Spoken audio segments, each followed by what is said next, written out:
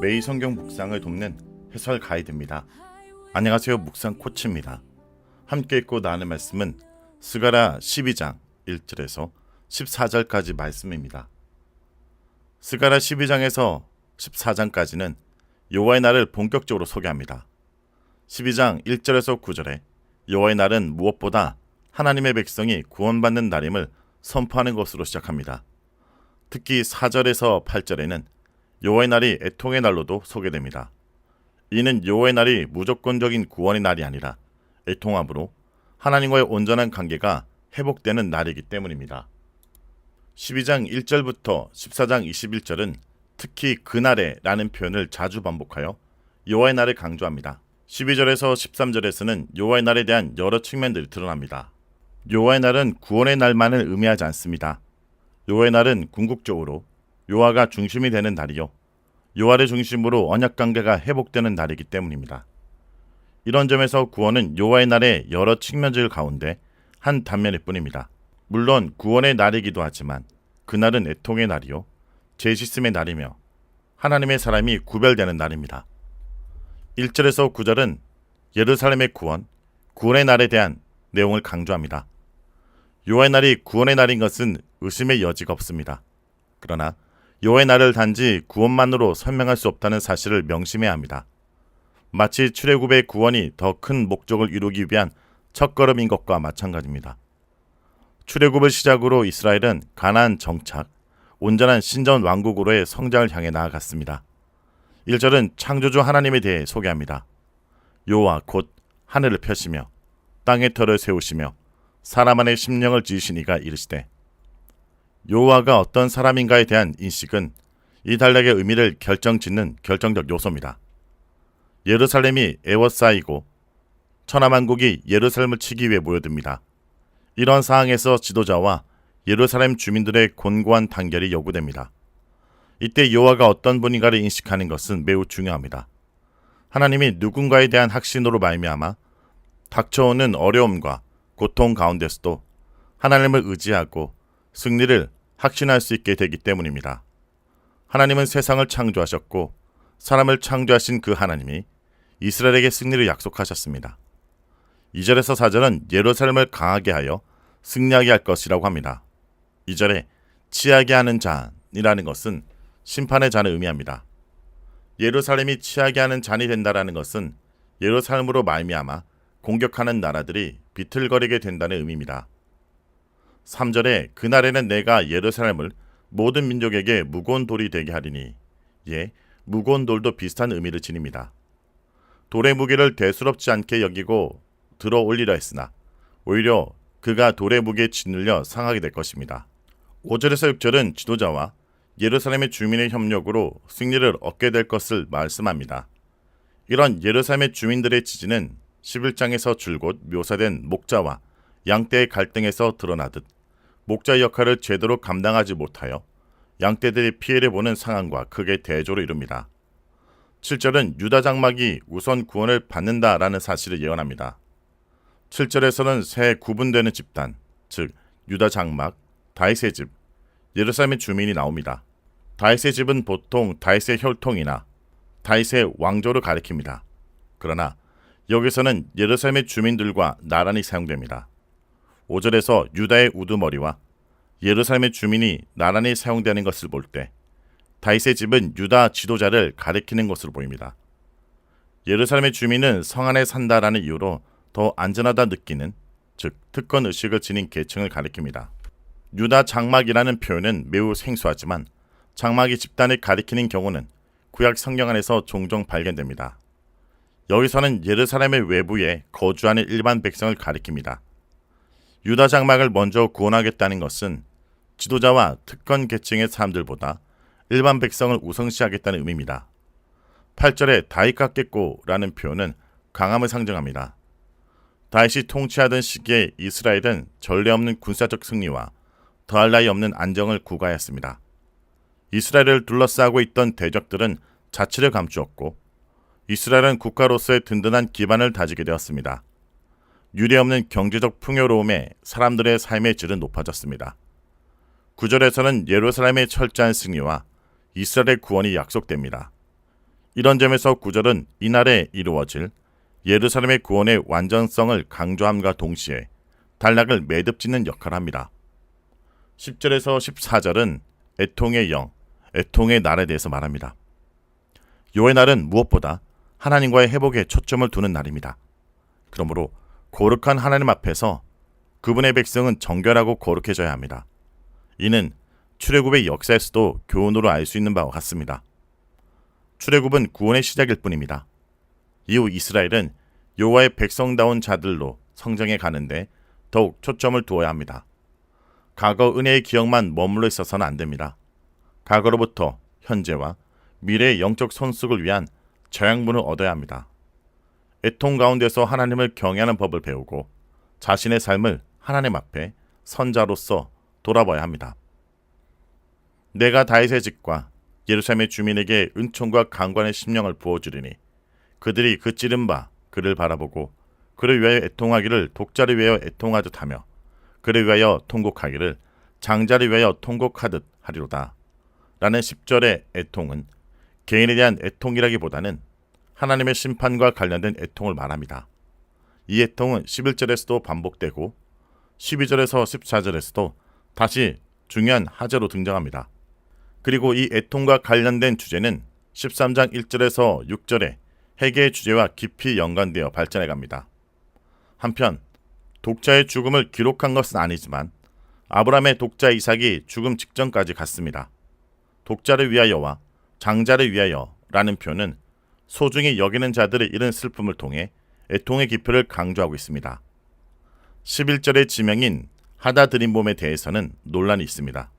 아마도 스가랴서의 저자는 무기토 골짜기에 더 구체적 지명인 하다드림몬을 추가한 것으로 보입니다. 특히 역대하 35장 25절에는 예레미야가 그의 죽음을 위해 애가를 짓고 대대적으로 애통하며 그에 대한 기억이 오래 전해진 것으로 기록되어 있습니다. 여기서도 기억할 만한 애통을 예로 든 것으로 여겨집니다. 1절에서 9절은 그날에를 반복하며 각각 내용들의 긴밀한 통일성을 유지되고 있음을 보여줍니다. 이와 같이 11절의 그날에라는 표현은 애통과 관련된 주제가 요의 날과 조밀하게 연결되어 있음을 시사합니다. 곧 1절에서 9절은 예루살렘의 구원을 주제로 삼고 있지만 여기서는 심판으로 인한 애통과 회개를 주제로 언급합니다. 그러나 이 모든 주제가 그날에 곧 여호와의 날에 가는 것입니다. 여호와의 날의 구원과 회개는 동전의 양면과 같습니다. 12절에서 14절은 예루살렘의 거주자뿐 아니라 온 땅의 사람들이 애통에 참여하게 되는 것을 강조합니다. 온 땅의 구원을 받기 전 사람들이 하나님 앞에 애통하고 회개하며 정결하게 되는 것은 당연합니다. 12절의 나단은 선지자가 아니라 다윗의 아들을 가리킵니다. 시므이는 다윗의 자손입니다. 따라서 여러 족속을 언급하는 듯하지만 실상은 다윗 족속과 레위 족속 그리고 거기에 속한 몇몇 족속을 언급한 것입니다. 다윗은 왕족을 대표하며 레위 족속은 제사장을 대표합니다. 이는 이스라엘이 전체적으로 애통해야 한다는 것을 강조하기 위해 대표적인 두 지파를 선택한 것으로 보입니다. 성도 여러분, 오늘 스가랴의 말씀은 복음의 역설을 보여줍니다. 우리가 세상 속에 마주하는 모든 어려움과 위협들은 궁극적으로 우리를 멸망시키는 도구가 아니라 하나님의 보호하심을 경험케 하는 통로가 됩니다. 그러나 더 중요한 것은 가장 큰 승리가 외부의 적을 물리치는 것이 아니라 우리 안에 가장 깊은 죄와 마주하고 그것을 애통하는 데 있다는 것입니다. 이것이 바로 복음이 우리에게 주는 진정한 그날의 메시지입니다. 우리가 기대하는 그날에 맞이하는 것은 화려한 성공과 한호의 날만이 아닙니다. 오히려 그것은 우리 자신을 찌른 그분을 바라보고 그분을 향한 우리의 죄를 깨닫고 독자를 잃은 부모처럼 통곡하는 애통의 날입니다. 하지만 놀랍게도 그 철저한 애통의 눈물은 우리를 구원과 위로로 이끄는 가장 아름다운 통로가 됩니다. 하나님은 애통하는 자는 복이 있나니 그들이 위로를 받을 것이며 라고 말씀하셨습니다. 우리 죄를 깊이 애통하는 그 순간 우리는 하나님의 무한한 은혜와 위로를 경험하게 됩니다. 오늘 하루 우리 자신을 돌아보기 원합니다. 혹시 우리는 세상을 치하게 하는 잔과 무거운 돌을 두려워하며 살고 있지는 않습니까? 혹은 그저 외적인 성공과 승리만을 그날이라고 착각하고 있지는 않습니까? 이제 우리의 시선을 세상의 강함에서 돌려 우리를 위해 찔리신 예수 그리스도께로 향하기 원합니다. 그리고 그분 앞에 우리 영혼의 가장 깊은 곳에 숨어있는 죄를 내어놓고 통곡하기 원합니다. 그럴 때 우리의 약함은 달가같게 될 것이며 우리의 삶은 하나님의 보호하심 아래 승리를 맛보게 될 것입니다. 말씀을 놓고 기도하겠습니다. 주님, 오늘도 우리에게 말씀해 주심을 감사드립니다. 주님, 저희는 늘 눈에 보이는 적과 싸우고 세상의 성공을 쫓으며 그것이 승리라고 착각하며 살았습니다. 그러나 주님, 오늘 진정한 구원과 승리가 바로 저희 안에 있는 죄를 애통하는 데 있음을 깨닫습니다. 주님, 저희에게 은총과 강구하는 심령을 부어주셔서 저희가 찔린 바 저희 죄 때문에 십자가에 못 박히신 예수 그리스도를 바라보게 하여 주옵소서. 무엇보다 우리 안에 있는 죄를 애통해 하며 통곡하게 하여 주옵소서. 이 애통의 눈물이 저희 영혼을 정결케 하고 주님과의 깨어진 관계를 회복시키는 거룩한 통로가 되게 하옵소서. 예수님의 이름으로 기도합니다. 아멘.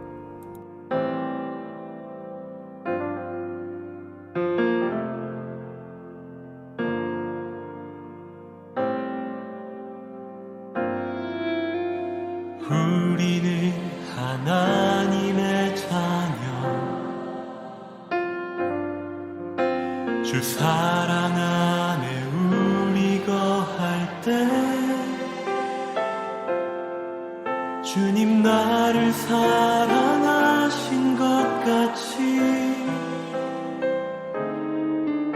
우리도 서로 사랑할 수 있네. 우리는 주의 몸 된 교회, 뭐든지 제가 하나 될 때 예수님의 마음을 닮아가며 고통과 즐거움 함께 나누네. 하나님 안에서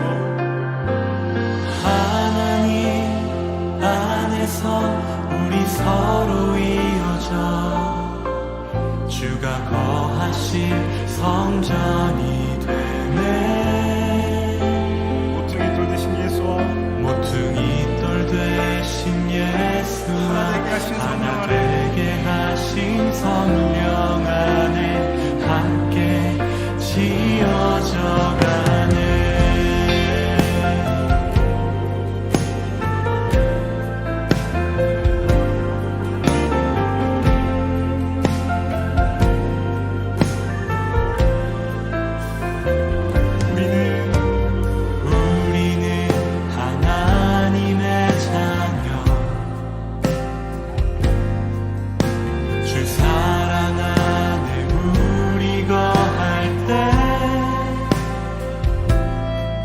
주님 나를 사랑하신 것 같이 우리도 서로 사랑할 수 있네. 우리는 주의 몸 된 교회입니다. 우리는 주의 몸 된 교회, 뭐든지 제가 하나 될 때 예수님의 마음을 닮아가며 고통과 즐거움 함께 나누네. 하나님 안에서 우리 서로 이어져 주가 거하신 성전이 되네. 모퉁이 돌 되신 예수와 하나 되게 하신 성령 안에